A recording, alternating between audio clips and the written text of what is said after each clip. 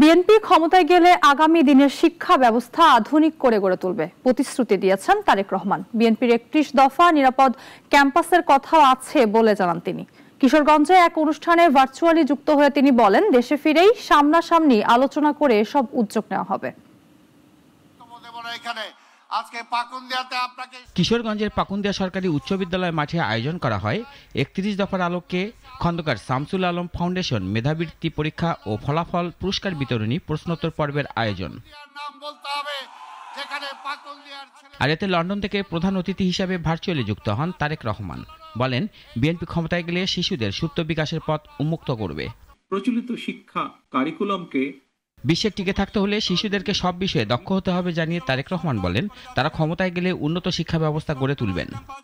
প্রতিযোগিতামূলক এই বিশ্বে সম্মানের সঙ্গে যদি তোমাদেরকে টিকে থাকতে হয়, তোমাদেরকে যথা উপযুক্ত শিক্ষায় কিন্তু শিক্ষিত হতে হবে, জ্ঞানে বিজ্ঞানে পারদর্শী হতে হবে, ব্যবহারিক এবং কারিগরি শিক্ষায় দক্ষ হতে হবে। এবং নিশ্চয়ই আমার এই যে প্রশ্ন উত্তর, এখানে নিশ্চয়ই তোমরা বুঝতে পেরেছো যে আমরা সেভাবেই চেষ্টা করছি আমাদের দলের পক্ষ থেকে আগামী দিনের পুরো শিক্ষা ব্যবস্থাটাকে সেভাবে গড়ে তুলতে, সাজিয়ে তুলতে। শিশুদের উন্নয়নের জন্য আরো কি করা যায় তা দেশে ফিরে তিনি সবার সাথে কথা বলবেন বলেও জানান বিএনপির ভারপ্রাপ্ত চেয়ারম্যান।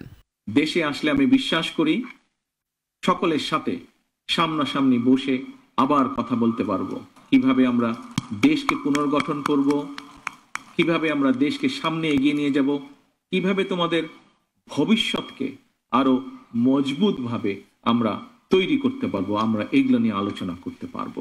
প্রত্যেক শিশুকে দক্ষ করে তুলতে হবে, বিএনপি সে লক্ষ্যে কাজ করছে বলেও জানান তারেক রহমান। তাদের গর্বিত পিতামাতা। রাশেদুল কাদির, নাগরিক, ঢাকা।